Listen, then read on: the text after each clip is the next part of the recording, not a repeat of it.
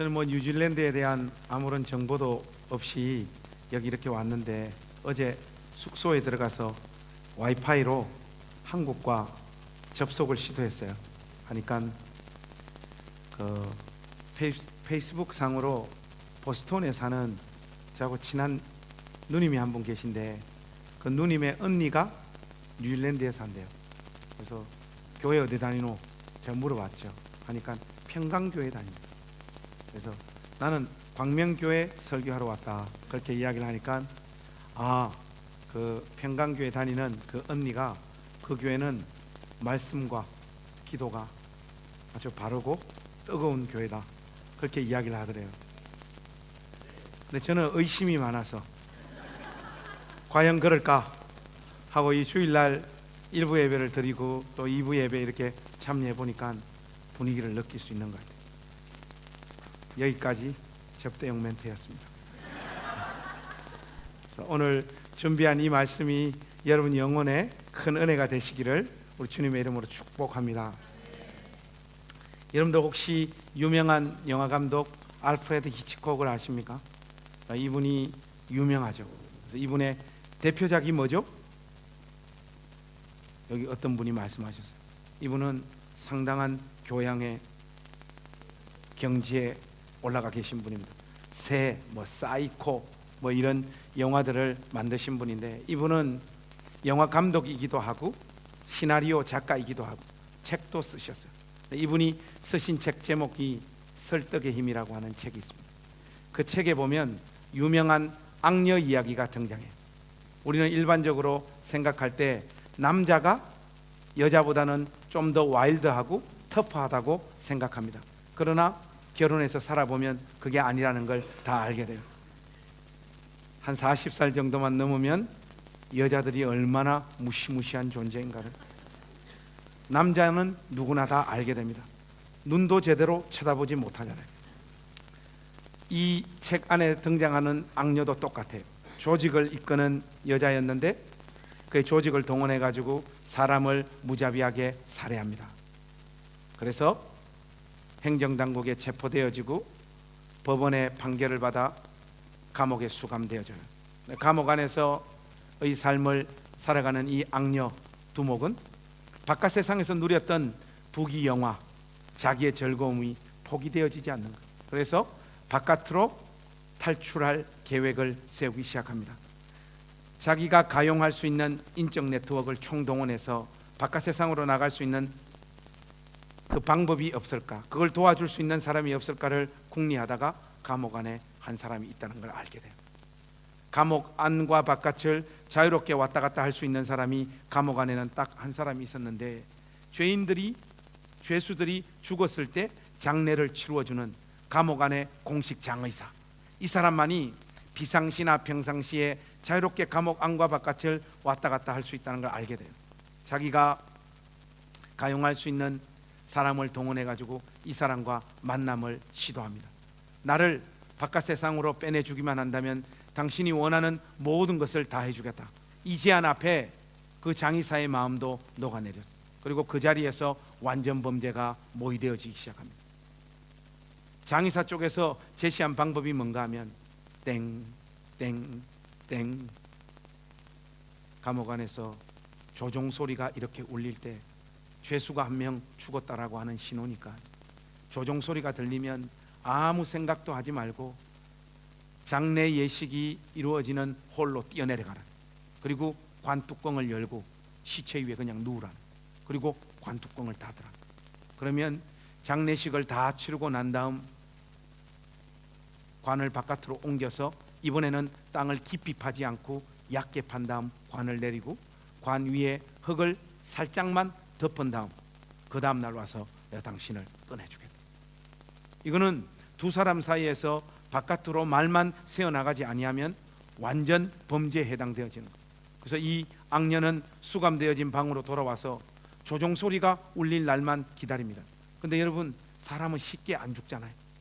한 달이 가고 두 달이 가고 세 달이 가고 어느 날 실제로 땡땡땡땡 조종 소리가 들리는, 악녀의 심장은 쿵쾅거리기 시작을 하고 정신을 차리고 장례식장으로 뛰어내려갑니다. 뛰어내려갈 때 혹시나 그 관 안에서의 어두움과 공포의 시간을 견디는데 도움이 될까 싶어서 호주머니에 성냥만 한 곽을 챙겨서 뛰쳐내려가요.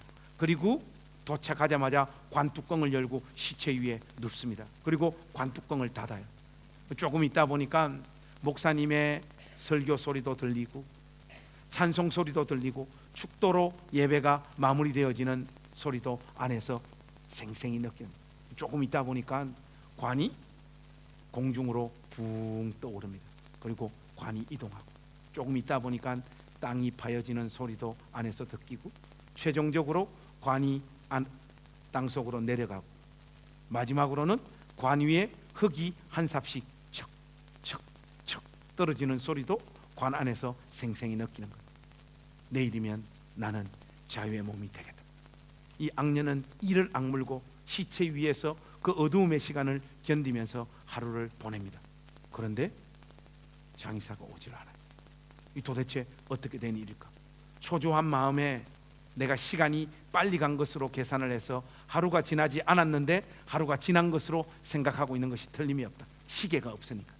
그래서 다시 침착하게 시간이 천천히 흐르는 것으로 계산을 해서 하루를 견디고 이틀을 견디고 3일을 견디고 4일을 견디고 오진 않아요.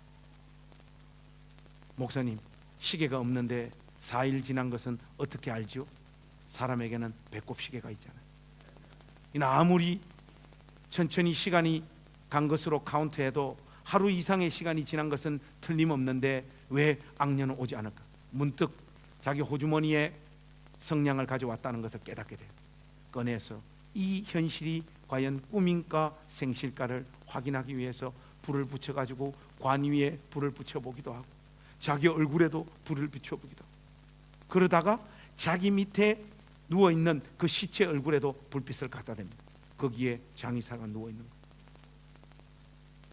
이제 이 악녀는 우리 경상도식으로 말하면 신세를 조졌습니다.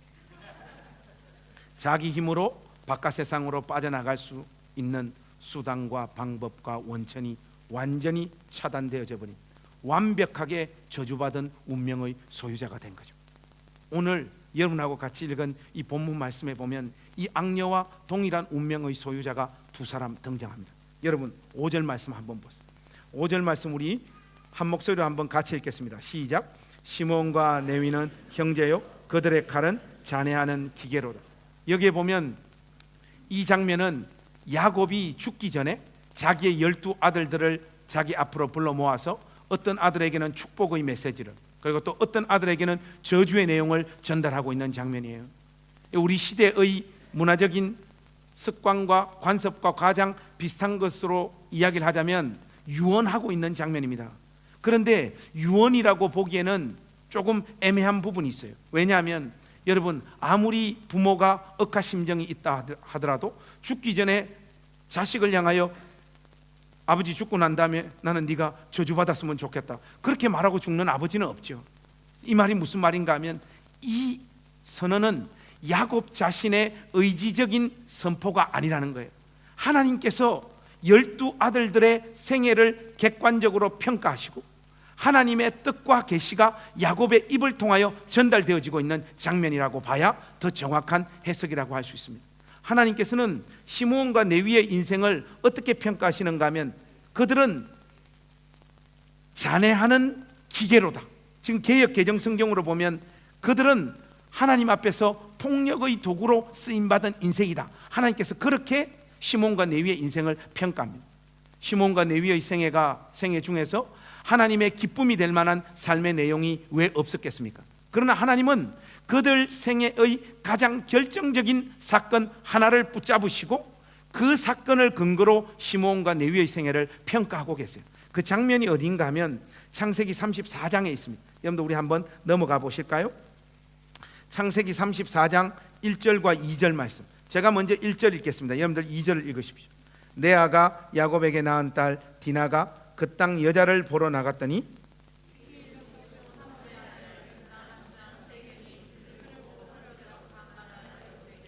여기에 보면 이방 족속이었던 추장 세겜, 이 세겜이 야곱의 딸 디나를 강간하는 장면이 나와요.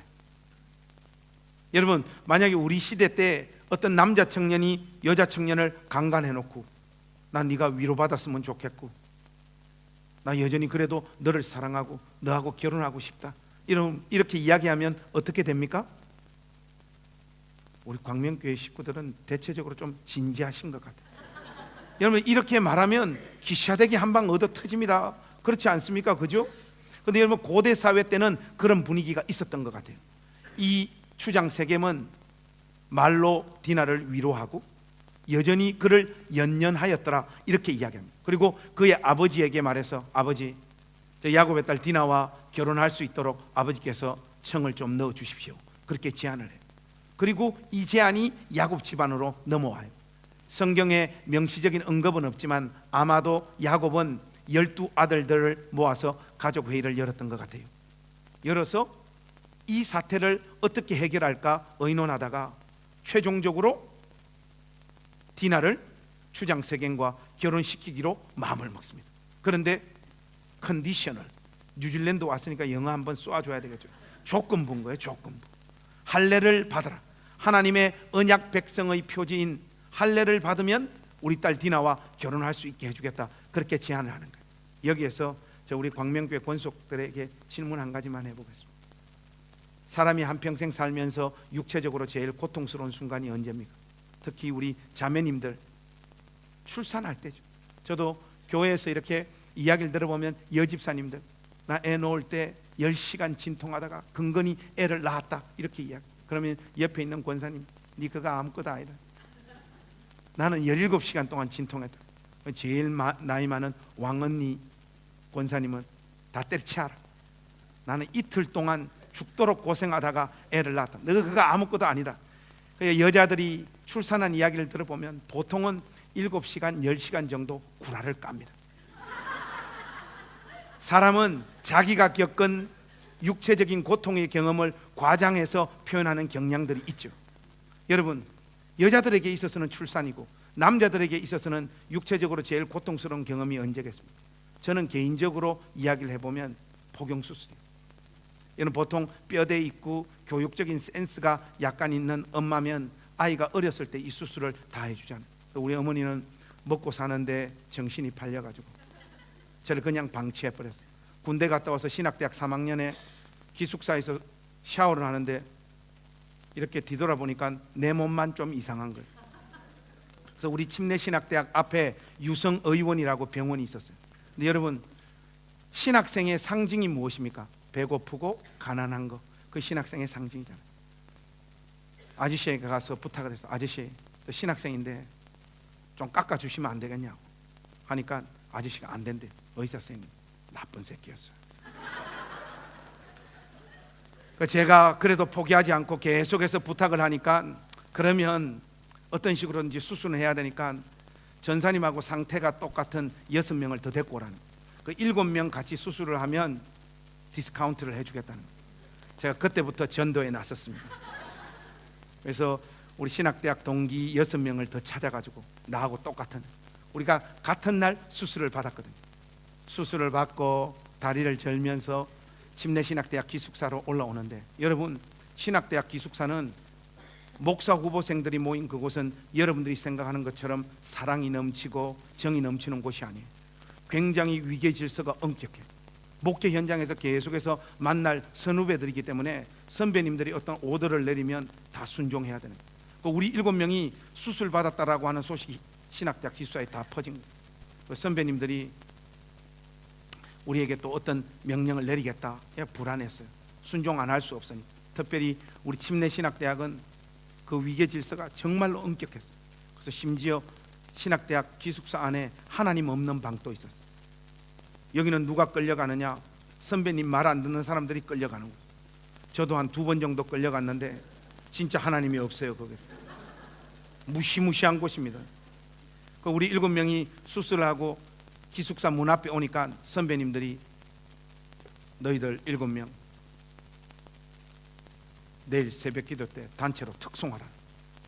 제가 이런저런 특송을 많이 해봤지만 포경수술을 기념으로 특송은 또 처음 해요. 저희들이 곡을 정해가지고 막 연습을 하고 있는데 선배님이 그 곡 하지 말라는 거예요. 그러면서 선배님이 주신 곡이 뭔가 하니까 똑바로 걷고 싶어요 줍니다. 그게 우리 침례신학대학의 전설과 같은 사건으로 남아 있습니다. 제가 이 수술을 받아보니까 저는 막 첫째 날부터 너무 고통스럽고 아프더라고요. 근데 내 친구들 보니까 내 친구들 중에는 슈퍼맨, 남보, 터미네이터 수술 받았는데 그 다음날 축구하고 테니스하고 농구하고 일상생활을 그냥 똑같이 하는 거예요. 둘째 날 또 마찬가지고. 근데 여러분 공통점이 있어요. 셋째 되는 날은요, 슈퍼맨, 남보, 터미네이터 다 소용없어요. 고통이 가장 정점을 찍는 날이에요. 이날 하루는 그냥 신학대학 기숙사 방에 누워가지고 그 고통스러운 하루를 보내야 되는, 그 기억이 아직도 생생합니다.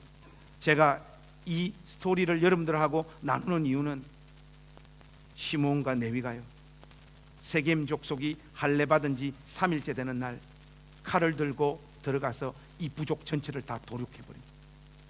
우리 상식적으로 보면 두 사람이 어떻게 부족 전체를 죽일 수 있는가 이렇게 생각할 수 있지만 수술 받아본 사람들은 알아요. 3일째 되는 날은 전투력이 제로가 됩니다. 우리 시대 때는 마취 주사도 있고 깨끗한 메스로 수술을 했죠. 여러분도 고대 사회 때 마취가 어디 있습니까? 부싯돌로 잡아서 자르는 시절인데, 바로 그 틈을 노리고 시므온과 레위가 침투해서 자기 동생을 강간한 이 부족 전체를 도륙해버리죠. 그런데 하나님은 이 사건을 이방 족속을 하나님의 이름으로 처단한 승리의 사건으로 규정하지 않으시고, 어쨌든 그 동기가 어쨌든 하나님의 언약 백성이 되겠다라고 나온 자들을 칼로 무자비하게 살해한 사건으로 규정하셔서 시므온과 레위의 생애를 아버지가 죽기 전에 어떻게 평가하시는가 하면 잔해하는 기계로다, 폭력의 도구로 쓰임받은 인생이다, 그렇게 하나님께서 그들의 생애를 평가하고 있는 겁니다.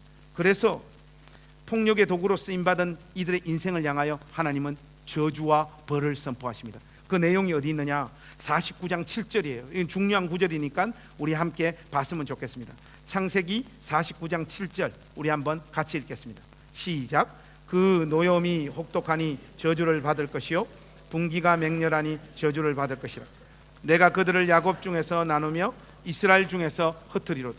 저주와 벌이라고 했는데 그 내용이 별거 아닌 것 같습니다. 그렇죠? 여러분, 이것은 구약 성경 안에서 하나님께서 한 개인과 지파를 어떻게 복주시고 어떻게 저주를 내리시는지를 여러분들이 선명하게 이해를 하지 못하고 계셔서 그래요. 여러분, 구약 성경에서 하나님께서 신실하고 하나님 경외하고 하나님 사랑했던 자들에게 복을 주시는 하나의 패턴이 되는 장면이 어디 나와 있는가 하면 창세기 2장에 나와 있어요. 생육하고 번성하여 땅에 충만하고. 이것은 창조 당시에 하나님께서 이 땅을 향하여 축복하신 내용으로 끝나는 것이 아니라 이 내용이 구약 성경 내내 주의 백성들에게 복 주시는 패턴이 됩니다. 결혼하면 아이를 많이 낳게 하시고, 농사를 지으면 소출을 풍성케 하시고, 또 땅의 지경을 확장시켜 주시고, 이것이 하나의 복 주시는 패턴이에요. 그런데 이 복 주시는 내용과 대척점에 서 있는 반대되어지는 장면이 뭐냐? 흩어지고 나누어지고 쪼개지는. 한마디로 시몬과 레위를 향하여 선포되어지고 있는 이 저주는 구약 성경 안에서 한 개인과 지파가 하나님으로부터 받을 수 있는 가장 무시무시한 저주에 해당되어지는 것. 우리가 성경을 향하여 꼼꼼한 추적을 하지 않기 때문에 시몬과 레위의 생애가 어떻게 되는지 여러분들이 잘 몰라요. 여러분, 민수기 1장에 가보시면요, 이스라엘 백성들 중에 전쟁에 참여할 수 있는 20세 이상 되는 남자들의 인원 숫자를 계수하는 장면이 나오죠. 거기에 보면 시므온 지파의 인구 숫자가요 59,600명일 겁니다. 그렇게 나와요. 그런데 24장에 가면 인구 센서스를 한 번 더 실행해요. 59,600명 되던 시므온 지파의 인구 숫자가요 22,200명으로 반토막 나버립니다. 야곱의 입을 통하여 선포되어진 그 저주가 시므온 지파에게 그대로 임하는 거예요. 흩어지고 나누어지고 쪼개지는 이 운명의 소유자가 되는 거죠. 가나안 땅 정복전쟁에 들어갔을 때도 나머지 11지파는 자기에게 할당되어진 땅을 전부 다 정복하는데 시므온 지파만이 자기 땅을 정복하지 못합니다.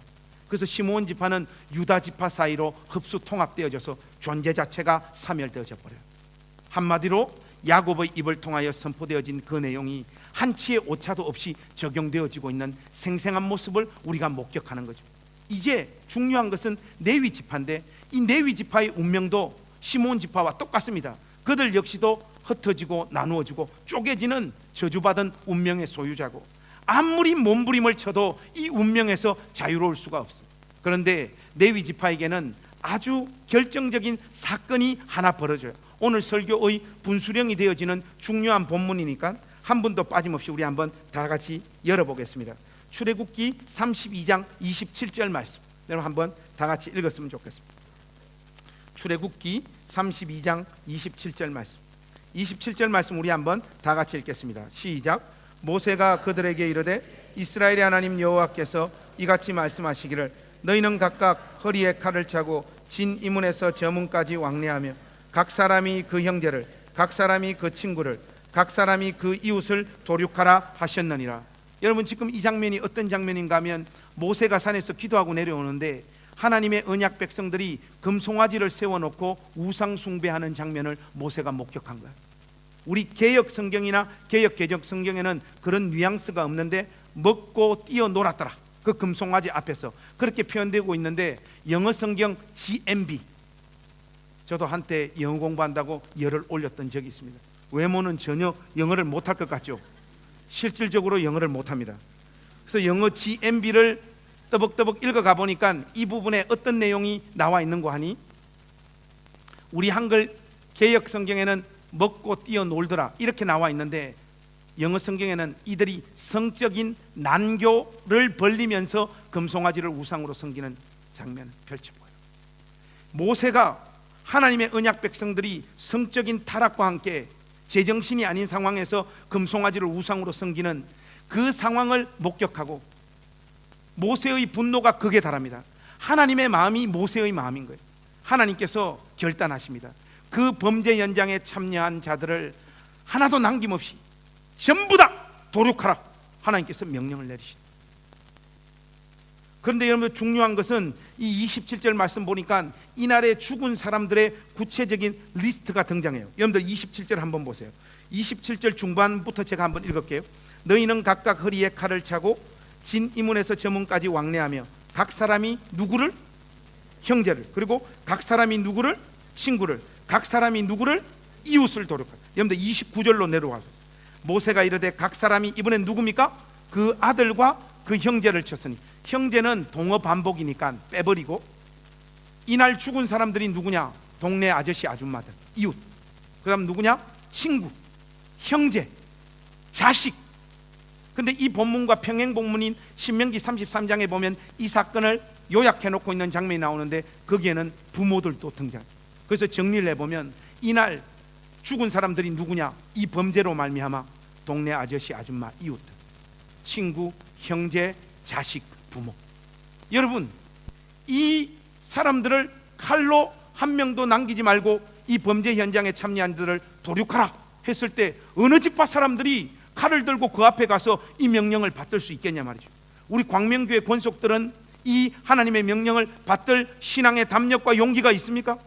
우리가 이 역사의 현장으로 한번 넘어가 보겠습니다. 여러분 우리 같으면 누구부터 제일 먼저 죽일 것 같습니까? 아까부터 되게 진지하신데 여러분 진지할 게 없습니다. 인지상정으로 동네 아저씨 아줌마부터 먼저 안 죽여야 되겠습니까? 나하고 별로 상관이 없으니까. 근데 여러분 점점 고민의 강도가 깊어져 가요. 4천만이 기다리는 객관식으로 한번 해보겠습니다. 1번 친구, 2번 형제. 손 안 들면 안 됩니다. 나는 고민하다가 친구와 형제 중에 친구부터 먼저 보낼 것 같아. 손 한번 들어보세요. 친구부터. 여러분 이런 인간들하고 친구하면 안 돼요. 저에게 이 두 가지 옵션이 있으면 저는 우리 형님부터 죽입니다. 친구는 나그네 인생길에 가장 큰 위로잖아요. 형님은 결혼해 보니까 1년에 한 번 보는 게 형님이다. 근데 여러분 이런 식의 고민들이 다 부질없습니다. 친구도 죽이고 형제도 죽여야 돼요. 근데 여러분 마지막에는 어떤 자리로 내몰립니까? 1번 자식, 2번 부모. 이거는 너무 잔인해서 여러분들 보고 손들라고 하지는 않을게요. 이 무시무시한 명령을 누가 받더냐 말이죠. 모든 지파가 하나님의 이 명령에 순종하지 못합니다. 그런데 레위 지파가 각 사람이 허리에 칼을 차고 여기에 등장하는 사람들을 전부 다 도륙하고 죽여 하나님의 명령을 피눈물을 쏟으며 받던단 말이죠. 하나님은 이 사건을 어떻게 평가하시는가? 여러분 29절 말씀 중요하겠습니다. 29절 읽을 때는 중요한 단어가 두 단어 있는데 우리 광명교회 식구들이 찾아낼 수 있기를 바랍니다. 29절 한번 같이 읽겠습니다. 시작. 모세가 이르되 각 사람이 그 아들과 그 형제를 쳤으니 오늘날 여호와께 헌신하게 되었느니라. 그가 오늘날 너희에게 복을 내리시리라. 여러분 제일 중요한 단어가 뭐죠? 헌신입니다. 하나님은 이 사건을 레위 지파가 하나님 앞에 헌신한 사건으로 규정을 하세요. 그래서 그 헌신으로 말미암아 하나님께서 그가 오늘날 너희에게 뭘 내리시리라? 복을 내리시리라. 여러분 이제 레위 지파의 운명이 재미나게 전개되어집니다. 그는 오늘 본문 텍스트인 창세기 49장을 근거로 하자면 하나님으로부터 저주받은 운명의 소유자입니다. 흩어지고 나누어지고 쪼개지는 것, 시므온 지파처럼. 그런데 오늘 이 사건으로 말미암아 또 레위 지파는 하나님으로부터 복도 받아야 되는 운명의 소유자가 돼요. 여러분 이게 간단한 것 같지만 간단하지가 않아요. 복도 받고 저주도 받는 운명의 소유자가 된 거예요. 여러분 어떤 모습이 복도 받고 저주도 받는 모습입니까? 이것이 우리가 가진 이성으로 해결해 보려고 해도 쉽지 않은 문제예요. 복을 받으면 복을 받고 저주를 받으면 저주를 받는 거지, 복도 받고 저주도 받는 것이 과연 어떤 모습이냐 말이죠. 하나님의 능하신 또 기쁘신 지혜 가운데 하나님은 이 문제를 한 방에 해결해 냈어요. 여기에 대한 답, 오늘 성경 찾기의 마지막 구절이라고 할 수 있는 신명기 33장 말씀으로 한번 넘어가 보십시다. 10절 말씀, 신명기 33장 10절 말씀에 오늘 복도 받고 저주도 받는 그 현실이 무엇인가를 하나님께서 보여주십니다. 10절 말씀 우리 한번 같이 읽겠습니다. 시작. 주의 법도를 야곱에게, 주의 율법을 이스라엘에게 가르치며 주 앞에 분향하고 온전한 번제를 주의 단 위에 드리리로다. 여러분 이게 무슨 말입니까? 레위 지파의 그 헌신으로 말미암아 하나님께서 레위 지파에게 복을 주시는 내용이에요. 어떤 복의 내용입니까? 구약 성경 안에서 하나님 앞으로 나아갈 수 있었던 유일한 은혜의 수단은 제사를 드리는 것밖에 없거든요. 바로 그 제사를 집행하는, 그리고 나머지 지파들에게 하나님 말씀을 가르치는 영광스러운 제사장 지파로서의 직분이 레위 지파에게 그 사건을 통하여 수여되어지는 거예요. 가장 영광스러운 복과 은혜가 레위 지파에게 임하고 있는 장면입니다. 근데 여기서 여러분들이 은혜를 너무 받아버리면 안 돼요. 여러분 우리가 마지막까지 집요하게 물어야 될 질문이 하나 더 있죠. 그것은 복이고 레위 지파가 받아야 될 저주는 어디 있나요? 여러분들 그걸 찾아내셔야 돼요. 10절 말씀을 제가 한번 다시 읽을 때에 레위 지파가 하나님으로부터 받게 된 저주의 내용이 10절 안에 담겨져 있는데 그걸 찾아내십시오. 그 찾아내시는 분에게 제가 쓴 본질이 이긴다와 살아봐야 알게 되는 것, 이 책 2권을 돈 받고 팔겠습니다. 10절 말씀 제가 한번 읽겠습니다. 주의 법도를 야곱에게, 주의 율법을 이스라엘에게 가르치며 주 앞에 분향하고 온전한 번제를 주의 단 위에 드리리로다. 여러분 레위 지파가 받게 된 저주가 무엇이죠? 흩어지고 나누어지고 쪼개지는 거죠.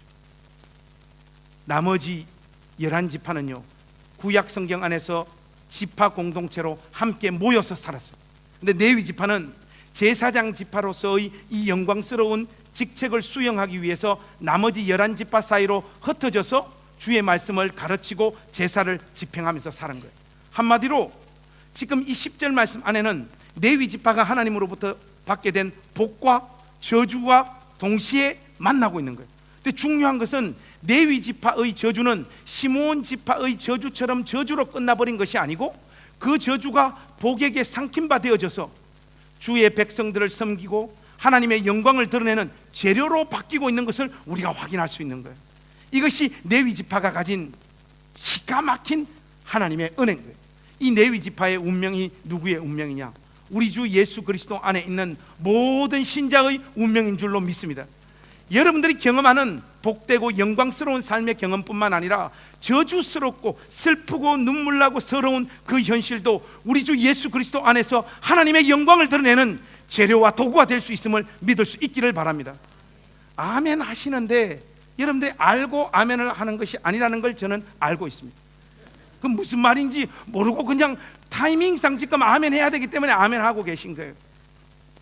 이 내용을 생생하게 여러분들에게 좀 전달하기 위해서 제 삶을 여러분들과 잠깐 좀 나눴으면 좋겠어요. 그 끝자락에 가보면 어떻게 저주스러운 삶의 현실이 하나님의 영광을 드러내는 도구가 되는가 여러분들 알게 되실 거예요. 여러분, 삶을 나누기 전에 제가 나이가 한 몇 살 정도 돼 보입니다. 이게 아주 중요합니다. 제가 어떤 교회 가서 물어보니까 53살이에요. 근데 그날따라 설교가 잘 되는 거예요. 3달 뒤에 목사님 우리 교회 한 번만 더 와달라고 하더라고요. 시앙 나 안 가버렸잖아요. 여러분들 오늘 제 나이를 잘못 찍으시면 그런 사태가 벌어지는 거예요. 여러분, 제 나이가 한 몇 살 정도 돼 보시죠. 단도직입적으로 묻겠습니다. 송 목사님이 많아 보입니까? 제가 많아 보입니까? 제가 더 많아 보입니까? 비슷하다고요. 전 뉴질랜드 다시 못 올 것 같아요. 여러분, 저는 72년생으로 우리나라 나이로 44살이에요. 제가 제 나이를 여러분들에게 말씀드리는 것은 저보다 연세가 많으신 분들, 그분들이 겪었던 삶의 고통과 아픔은 저하고 비교가 안 되죠. 그런데 저도 저의 또래에 비하면 삶이 유달리 고통스럽고 힘들었습니다. 저는 결혼해서 방 2칸에 처음 살아봤거든요. 결혼하기 전까지 이사를 한 38번 정도 했던 것 같아요.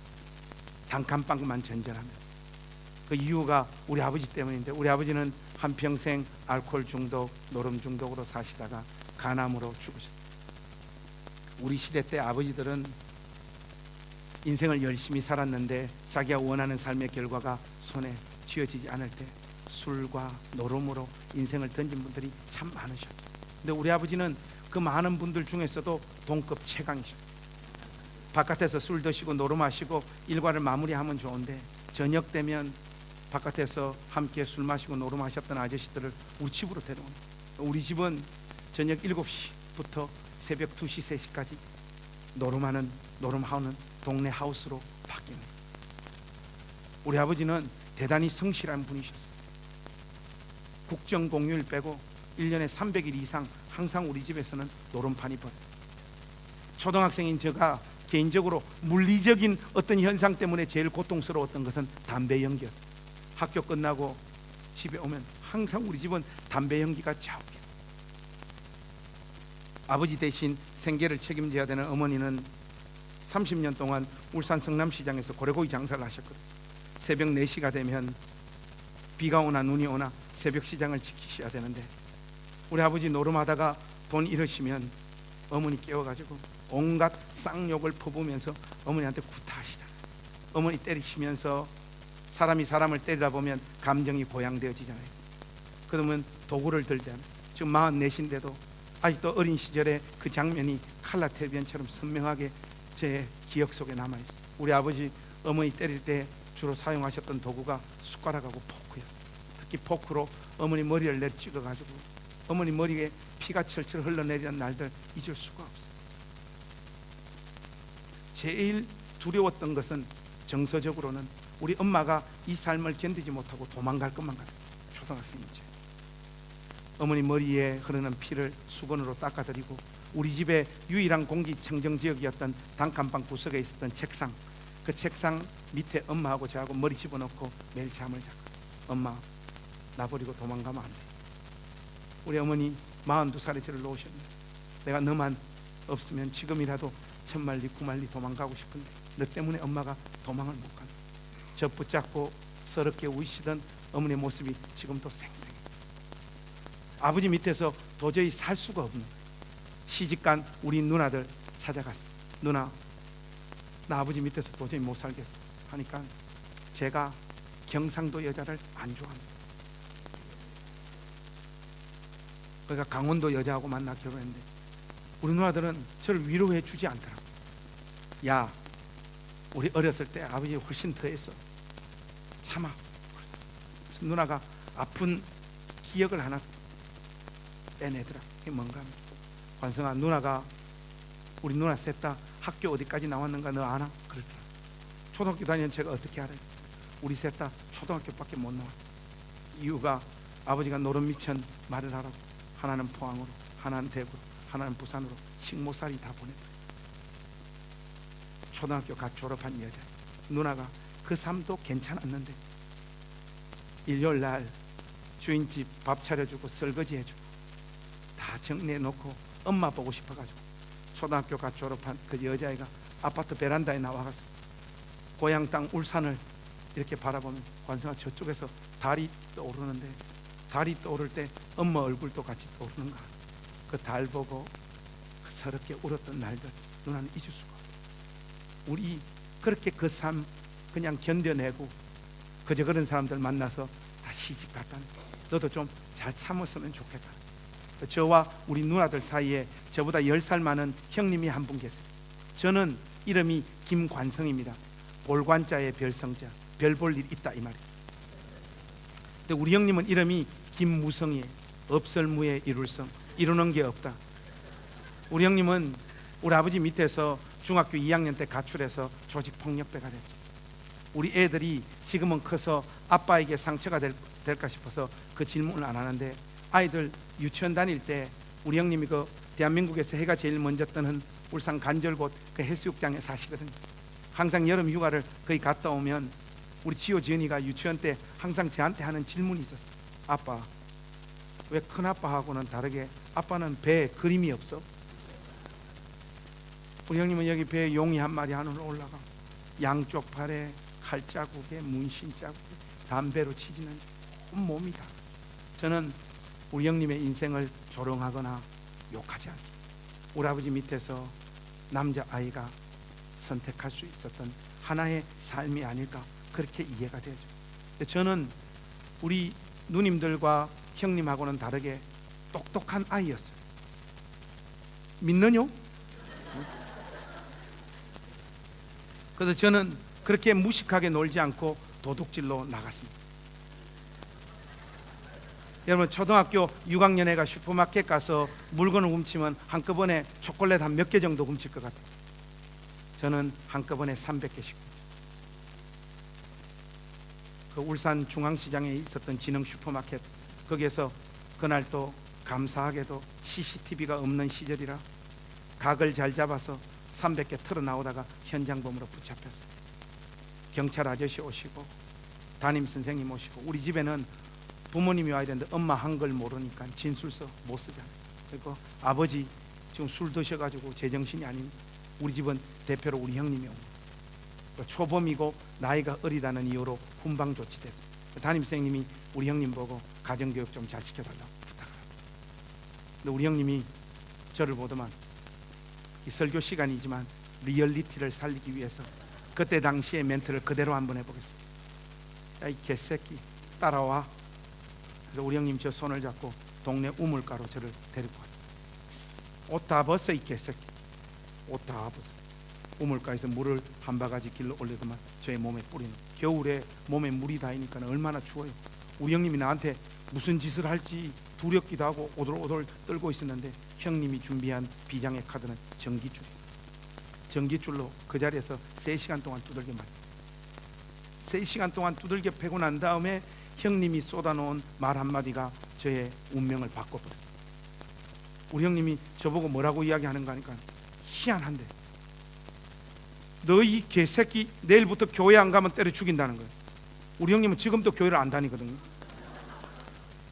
그러니까 동생이 하나 있는데 자기하고 어쩌면 이렇게 똑같은 형, 조금 있으면 몸에 그림 그리고 가출하고 자기하고 똑같은 인생 살 수밖에 없다. 하나밖에 안 남은 동생 이렇게 사는 모습 형님이 보기가 마음이 아팠던지, 여기저기 들어보니까 교회 가면 인간이 된다, 교회 가면 착해진다라는 이야기를 누구로부터 들었는가 봐. 그래서 우리 형님이 두 번째 말도 진짜 웃겨요. 나름대로 교회에 대해서 연구를 많이 했더라고. 헌금은 형님이 책임질 테니까 걱정하지 말아요. 여러분, 제가 누군가 하면 전 세계 최초로 예수 안 믿는 사람에게 전도받아 목사된 사람입니다. 누가 그래요? 와, 진짜 하나님 은혜가 놀랍다는 거예요. 나 여러분, 저는 하나님 은혜로 교회를 다녀본 적이 없고 공포와 두려움으로 안 다니면 죽으니까 그렇게 교회를 다녔는데, 아무 생각 없이 교회를 다녔는데 목사님 설교를 하시는데 어느 날 목사님께서 그러시죠. 예수를 바르고 진실하게 믿으면 하나님께서 개인과 가정과 가문을 복 주신다는 거. 여기서는 아멘 하셔야 됩니다. 근데 그때 저는 뭐 믿음이 없었으니까 그때 당시에 제가 사용했던 언어 습관을 쫓아서 속으로 어떤 마음이 드는가 하면, 설마 목사가 구라를 까겠나? 그 다음 날부터 저는 우리 고향교회 70년 역사상 신앙생활을 제일 열심히 하는 아이로 바뀌어버렸어요. 저는 중학교 3년, 고등학교 3년 내내 새벽기도 빠진 적이 하루도 없었습니다. 수요 예배, 금요 예배, 교회에서 하는 모든 예배 다 목사님보다 신앙생활 더 열심히 했어요. 목사님은 교회학교 예배 안 나오더라고요. 저는 그냥 교회학교 예배도 가서 앉아 있었어요. 제가 어떻게 교회학교 선생 됐는가 하면, 선생도 아니고 아닌데 계속해서 가니까 부장 집사님이 미안해가 그러면 니도 선생해라. 그래서 선생 된 사람. 그렇게 신앙생활을 열심히 했어요. 그렇게 열심히 하니까 고3 되니까 주변에서 그러는 거예요. 너는 신학교 가서 목사 돼야 돼. 모든 사람이 다 그렇게 이야기를 하더라고요. 제가 또 더군다나 확신한 것은 뭔가 한 겁니다. 그때 당시 우리 목사님이 설교하면 잠을 재우시는 은사가 있으셔. 지금 나보고 설교시켜줘도 저거보다는 잘하겠다. 고3 때 그런 자신감이 있더라고. 여러분, 제가 지금 설교 잘하잖아요. 그래서 저는 그게 소명인 줄 알고 신학교 가기 전에 당돌하지만 목사님 만나서 제가 물어본 거예요. 목사님, 예수님 열심히 바르게 믿으면 하나님 복 주신다는데 내 인생 이렇게 열심히 6년 7년 동안 목사님 시킨 대로 신앙생활 했는데 내 인생 왜 복 받는 거 하나도 없습니까? 하니까, 이야, 목사님들 별명이 미꾸라지잖아요. 기가 막히게 빠져나갑니다. 저보고 뭐라고 이야기하시는가 하니까 이러시는 거예요. 하나님의 때가 있어. 그러니 여러분, 하나님의 때가 사람 잡는 거예요. 빨리 와도 되고 늦게 와도 되는 거잖아요. 이 마음이 시원하진 않는데 어떡합니까? 하나님의 때가 있다는데. 그냥 말씀 붙잡고 신학교를 갔어요. 신학교 가니까 돈이 없으니까 공부하는데 너무 어려운 거예요. 집에 등록금 하나도 안 대주지. 신학교 가니까 목사님 자제들 제일 많고 장로님 자제들, 안수 집사님 자제들, 맨 바닥이 엄마는 열심히 믿는데 아빠는 교회 안 나오는 집안 애가 끝이더라고요. 저처럼 사돈의 팔촌의 온 가족들, 교회 한 명도 안 다니는 애들은 참 드물더라고요. 분위기도 낯설고 돈은 없고 신학교 내내 고통스럽고, 저 마음 가운데 있었던 신앙의 의무는 예수를 이렇게 진실하게 믿는 자에게 하나님 왜 은혜를 베푸시고 하나님 자신의 알통을 보여주시는 현실이 내 삶에는 안 찾아오는, 꾸역꾸역 신학대학을 졸업하고 교회를 개척했습니다. 여러분, 교회를 개척할 때 제일 필요한 게 뭡니까? 1번 하나님의 은혜, 2번 돈. 1번은 접대용 멘트고요. 그냥 돈이 있어야 되는데 저는 뭐 가난해서 돈이 하나도 없었어요. 이국리 저국리 하다가 학원 교실 하나를 빌렸어요. 그 원장님이 그 마음대로 사용하고 꾸며도 좋다고 그러시더라고요. 그래서 전 재산 털어가지고 제비표 페인트 분홍색 색깔 2통 사가지고, 예배당이 이뻐야지 사람들이 온다길래 분홍색 색깔로 교실을 다 칠했어요. 강대상은 교탁이 있었고 뒤에는 십자가 하나 걸고 그렇게 교회를 시작했어요. 초라하게 시작을 했지만은 왠지 목사님께서 저한테 해주셨던 말, 하나님의 때가, 이 개척교회를 통해서 하나님의 영광스러운 때가 임할 것 같은 거예요. 꿈틀꿈틀하는 거예요. 근데 그게 착각이더라고요.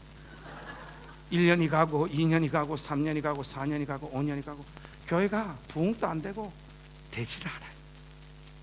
저하고 개척을 같이 시작했던 한 3분 되는 사람들은 그래도 안 떠나고 신앙의 신의를 지켜주시는데, 누가 제일 많은 상처를 주는가 하니까 가족들이 상처를 줘요.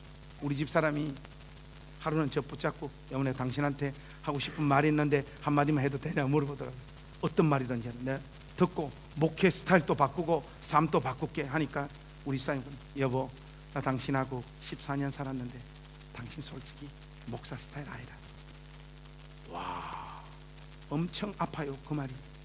아내한테 그 말들, 당신 목사감이 아니라. 너무 아프다. 주님 앞에 가는 그날까지 이 여자 용서 안 하기로 마음먹었어요. 그 이야기를 듣고 옆에 있는 우리 지호 지연이 아빠 위로하러 와야 되는데 옆으로 보고 와가지고 하는 말이 뭔가 하면, 아빠 우리도 저 옆에 아이들 많이 모이는 큰 교회 다니면 안 돼요? 그것도 너무 상처가 돼요. 교회가 뭔지 아무것도 모르는 우리 어머니 꼭 주일 저녁만 되면 저한테 울산에서 전화 와가지고, 관성아, 이번 주에는 손님들 많이 왔나? 엄마, 아니다 하니까 우리 어머니도 하는 말이, 내가 너를 낳고 기른 장본인인데 네 솔직히 목사 스타일 아니다. 우리 집사람하고 똑같은 이야기. 진짜 많아요. 그때 우리 어머니 우시면서, 엄마 죽기 전에 울산에 내려와서 중공업이나 현대자동차에 취직해가지고 평범하게 돈 벌고 아이들 교육시키는 모습 한 번만 보여주면 안 되겠나? 우리 어머니 막 우시더라고. 돌아가시기 4년 전에 이 가족들이 주는 그 상처들이 너무너무 힘들었고, 저는 개척교회 한 5년 정도 하고 난 다음에 저의 마음의 영적인 상태는 완전 바닥으로 떨어졌어요. 하나님 살아있나 안 살아있나 솔직히 모르겠어요. 아침에 눈 뜨면 죽고 싶은 거예요. 저의 초라한 인생 때문에. 육체적으로는 몸이 다 망가지고 목 디스크, 고혈압, 원형 탈모, 다 살고 싶지가 않는 거예요. 경제적으로는 완전 바닥으로 내려앉고, 목사님 부인도 돈 없으니까 성격이 나빠지더라고요. 목사님 사례비 많이 주세요. 지랄지랄을 하는데 그 참 참아내게, 그 부부싸움 또 잦아지고, 그 내 인생에 아무 의미가 없는 그 어간쯤에 제가 지금 현재 목회하고 있는 덕은 침례교회에서 청빙콜이 왔어요. 여러분, 제가 그냥 간 게 아니고요, 70명 서른어가 설교 1등 해가지고 간 겁니다. 설교 준비 진짜 열심히 했어요. 목회지가 생겼다라고 하는 마음 때문이 아니라 사택을 공짜로 준다고 하더라고요. 사택. 저는 그때 이미 성도들을 목양하는 마음은 이미 없었어요. 그냥 길바닥에 내 앉아야 되는 상황이었는데 사택을 공짜로 준다고 하니까 설교 준비를 얼마나 열심히 했겠어요. 그래서 막 구라와 뻥을 보태가지고 막 청빙 그 결전 설교에 막 온 혼심을 쏟았어요. 제가 1등을 한 거예요. 청빙이 확정돼가 가는데 교인들도 한 50명 있다 그러고 자기 건물도 있고, 할렐루야, 나 이제 살았구나 해서 갔어요. 그런데 여러분, 대한민국 교회 교인들 숫자 다 합치면 대한민국 인구 3배 나오는 거 아시죠? 여기도 50명 있다고 해가 갔는데 할머니 6명, 70살 넘은 아줌마 3명, 아저씨 1명, 애들 있는데 애들 엄마 필리핀 사람, 캄보디아 사람, 아빠 도망가고 엄마 도망가고 할머니 손에 커내, 전부 다 100% 결손 가정에 이 빈민들 사는 그 동네 초입에 덕은교회가 있다. 여러분, 제가 여러분들에게 묻고 싶은 게 있어요. 가난한 사람이 착합니까? 부자가 착합니까? 가난한 사람이 착하다고요? 동화책 너무 많이 봐서. 가난한 놈들은 안 착합니다. 한과 상처를 마구잡이로 뿜어내. 저 멱살 잡힌 거면 한 3번, 무릎 꿇은 적만 해도 한 5번, 구타 당한 적도 한 2번. 무시무시한 동. 설교 준비 아무리 열심히 준비해가 선포해도 알아먹지를 못합니다. 그 설교 준비를 안 해버리기 시작을 하니까 조금 알아듣더라고. 여러분들 그 답답한 심정 아시겠습니까? 목회적인 환경은 그렇고, 어쨌든 사택 어디 있습니까? 하니까 사택은 보통 1층과 2층에 있어야 되잖아요. 근데 저를 데리고 가는데 밑으로 내려가요. 계단 6칸 내려가니까 반지하잖아요. 거기도 사택이 없어요. 9칸 더 내려가니까 깊숙한 지하에 사택이 있더라고요. 여러분, 지하 사택이면 어떻습니까? 수도권에서 감사함으로 목회를 했죠. 그런데 지하 사택에서 사는 삶이 만만치 않더라고요. 살아보니까 바퀴벌레, 집신벌레, 온갖 벌레 다 나와. 저와 저희 집사람하고 우리 아들은 잘 참는데 우리 딸 지은이가 벌레 나타나면 참지를 못하고 벌레 나올 때. 근데 여러분, 저는 서울 아빠가 아니잖아요. 경상도 아빠잖아요. 이 쌍놈 가시나 학시. 근데 소리를 그렇게 지르고 나도 돌아서고 나면 딸한테 미안한 거예요. 근데 그거는 아무것도 아니에요. 여름에 장마가 지니까 1층 창문에서 물이 범람하는 거예요. 사택이 다 침수가 돼버려요. 한 번은 비가 이만큼 온 적이 있어요. 세간살이, 옷, 책 그냥 물에 다 둥둥. 1층 창문에서 흘러 넘치는 것은 뭐 어떻게가 막았는데 바닥에서 올라오는 것은 막을 수 있는 방법이 없더라고요. 여러분, 하나님은 주로 비를 낮에 내리십니까? 새벽에 내리십니까? 새벽에 집중 호를 내. 그러면 여자들은 계속해서 자빠져 자요. 결국은 지호하고 야 김지호 일어나 이 새끼야 해서 우리 둘이 쓰레받기 그 잡고 현관에 요 정도 틈이 있는데 계속 물을 퍼내야 돼. 계속. 얘는 내일 학교 가야 되는데 아파 나 잠 온다. 빡. 니만 힘들어? 빨리 퍼. 밤새도록 퍼야 돼. 비는 저의 경험으로 보자면 보통 새벽 4시 55분에 그쳐요. 하나님은 꼭 새벽 기도는 또 시킨다. 그렇게 여름이 지나고 나면 우리 덕은교회 사택은 11월 달까지 곰팡이로 도배가 됩니다. 누가 그래요? 목사님 물 먹는 하마 사놓으면 괜찮다. 30마리 사놔도 안 괜찮던데. 근데 그거보다 더 결정적으로 어려운 거는 뭔가 하니까 사택에 욕실은 있는데 화장실이요. 진짜 어려워요. 여러분 샤워하다 보면 오줌 마려울 때가 있잖아요. 그때는 어떻게 해야 됩니까? 1번 그 자리에 그냥 오줌을 싸고 아내한테 안 들키기 위해서 퐁퐁과 샴푸를 뿌려가지고 냄새 안 나게 한다. 1번. 2번 물을 잠그고 수건으로 온몸을 닦고 옷을 다시 입은 다음 계단 16칸 통과해서 문을 열고 이를 보고 다시 돌아와서 옷을 벗고 다시 샤워를 한다. 여러분 같으면 몇 번 하겠습니까? 1번 아닙니까? 그죠? 저도 1번이었어요. 근데 우리 집사람이 냄새 난다고 살림하는 사람 어렵다고 제발 여기 오줌 싸지 말라는데 그게 됩니까 여러분? 한 번 또 오줌 싸고 퐁퐁하고 샴푸하고 막 뿌려놨는데 여자 코는 왜 그렇게 예민해요? 야바! 여기 오줌 싸지 말라는데 왜 오줌 싸냐고. 그럼 그 순간은 새벽에 아무리 기도를 많이 하고 성령 충만해도 그 순간에는 거짓말이 튀어나오더라. 여보 내 오줌이 아니고 지호가 했다. 근데 이게 화장실이 없는 게 너무 힘들고 어렵더라. 지내는데 딸도 어려워하고. 제가 이국리 저국리 하다가 어린 시절에 요강 이 생각이 나더라고. 요강 그거 돈 주고 살 것도 없고 우리 지호 책상 밑에 쓰레기통 큰 게 있더라고. 저 경상도 남자라서 설거지 한 번도 안 하거든요 저는. 근데 이것에 대해서는 책임감을 느껴지죠. 아빠가 새벽기도 갔다 와서 매일 요강을 버리게. 그 대신 내가 정한 룰을 따라달라. 요강 사용법. 이게 요강이면 복잡하지 않아. 잘 들어. 우리 가족들 다 노똥 온니 오줌. 큰 거는 바깥에서 해결해라. 이런 오줌만 싸야 된다. 근데 여러분 오줌 싸는데도 매너가 있어요. 그게 뭔가 하면 요강에 오줌을 싸면 오줌이 이렇게 차오르잖아요. 이 정도 오면 멈춰줘야 됩니다. 근데 바깥에 한번 가기 싫어가지고 요강 버릴 때 보면 항상 이까지 찰랑찰랑할 때까지 차 있어. 그러면 그거 들고 아침마다 계단 17칸 올라가면 넘치잖아요. 손에 오줌이 줄줄. 이런 환경 속에서 살다 보니까 개척교회 마지막 때보다 더 힘들더라고. 우리 집사람도 저한테 와서 무릎 꿇고 한 번은 울더라고. 여보 그만하자. 나 더 이상 못하겠다.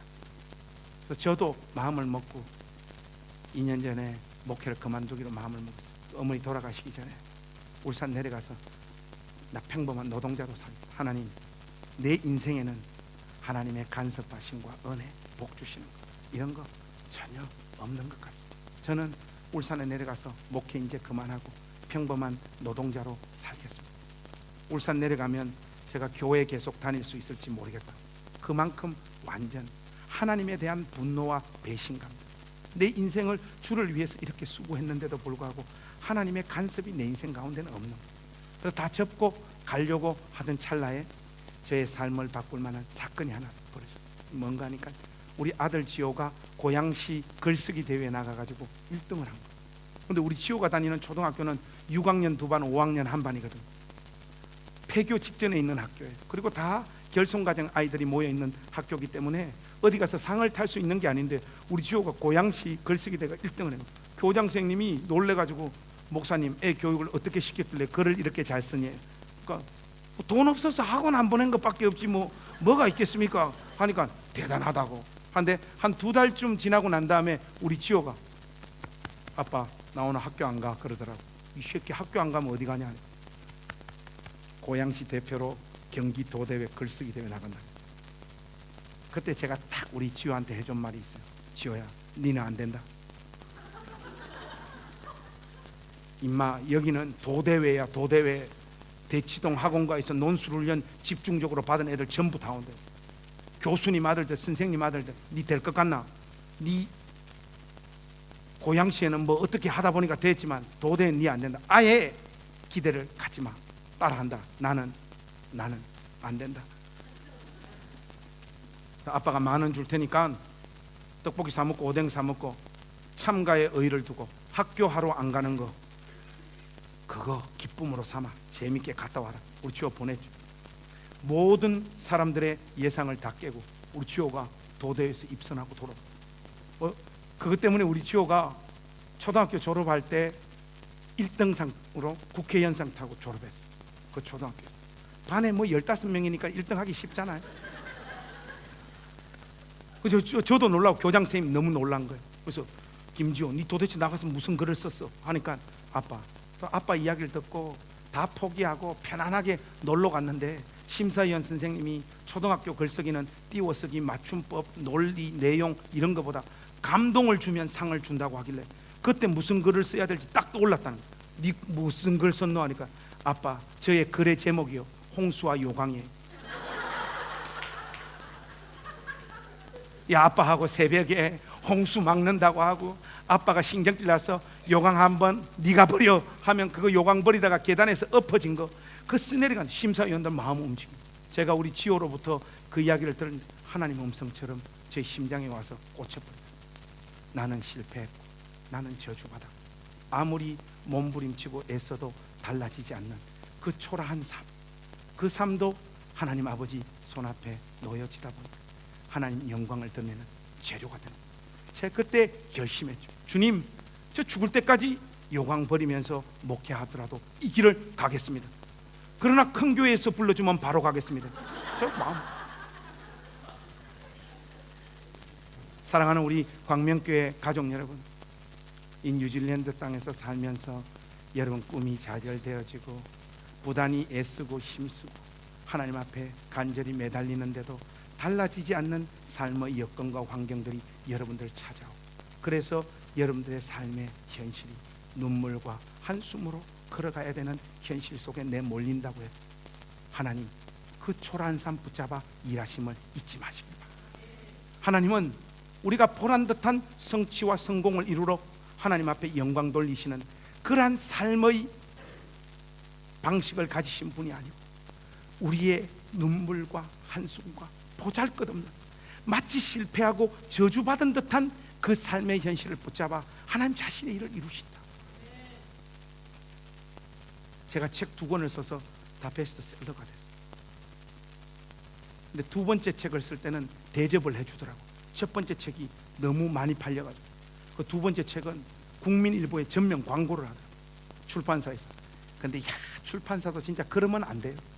광고를 어떻게 하는가 하니까 전면 광고인데 문구를 이렇게 잡았어요. 요강 목사 김관성. 여러분, 이 역사를 붙잡으세요. 하나님 그분 능하신 손에 요강 하나 올려주면 하나님 요강 붙잡아 자기의 일을 이루십니다. 왜 여러분들의 서글프고 고단하고 실패한 듯한 삶이 하나님 일하심의 재료가 되지 않겠습니까?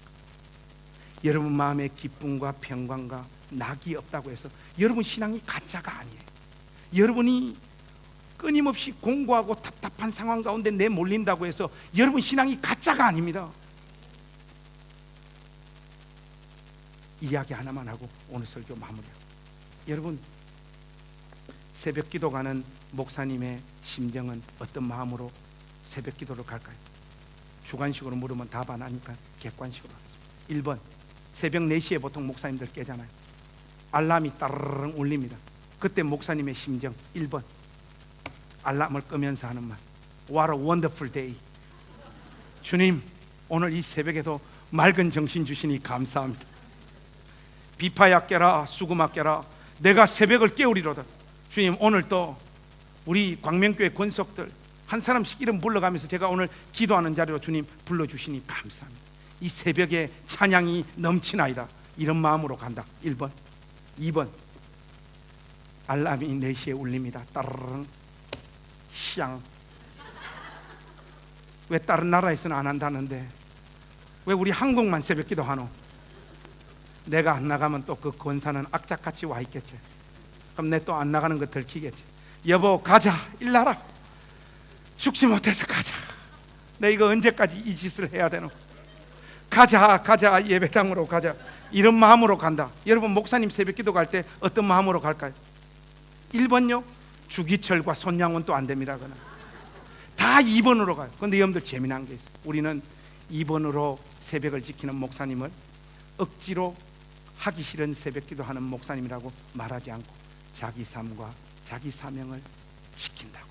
그 목사님 사랑하고 존경합니다. 월요일날 돈 벌러 가는 아버지 엄마의 마음은 어떨까요? 다른 요일이 아니고 월요일입니다. 오 주님, 월요일부터 돈 벌게 하시니 감사합니다. 내일이에요 아침. 그런 마음으로 가는 사람 아무도 없잖아요. 우리 입에는 뭐가 담아 있습니까? 향이 담긴. 들어보가 못하겠다네. 이거 올해까지만 하고 때려쳐 버려야지. 그런데 가족들 때문에 그 삶을 20년 30년 견뎌내요. 그 어머니 아버지 우리 철들면 사랑하고 존경합니다. 여러분들이 예수 그리스도 안에서 부름받는 그 삶의 현실이 그럴 수 있습니다. 초락, 막막한 눈물과 한숨으로 걸어가야 될 길일 수 있어요. 그러나 그것이 하나님의 영광을 드러내는 재료가 될 수 있으면 부인하지 말고 가십시오. 뚜벅 여러분들에게 주어진 그 걸음 걸어가셔서 하나님께서 여러분 생에 통하여 일하시는 놀라운 현실을 목격하는 우리 광명교회 모든 믿음의 권속들이 되시기를. 여러분들 지금 아멘 해야 되는 타이밍이에요. 지금 아니고요. 되시기를 우리 구주 예수 그리스도의 이름으로 축원합니다. 기도하겠습니다. 복되신 하나님, 우리의 초라한, 우리의 막막한, 우리의 서러운 삶도 주님의 영광을 드러내는 재료가 될 수 있음을 저희들 믿습니다. 하나님, 특별히 우리 광명교회 권속들 중에 고단한 삶을 연속해서 통과하고 있는 가족들의 마음을 어루만져 주시고, 괜찮다, 잘 살았다, 너의 그 초라한 삶 붙잡아 나의 영광을 드러내겠노라, 그렇게 말씀하여 주시옵소서. 꽃처럼 향기 나는 우리의 삶이 아닐지라도 주님을 사랑합니다, 그렇게 고백하는 우리 모두가 되어지는 그 복된 자리로 인도하여 주시옵소서. 예수님의 이름으로 축복하며 기도하옵나이다. 아멘.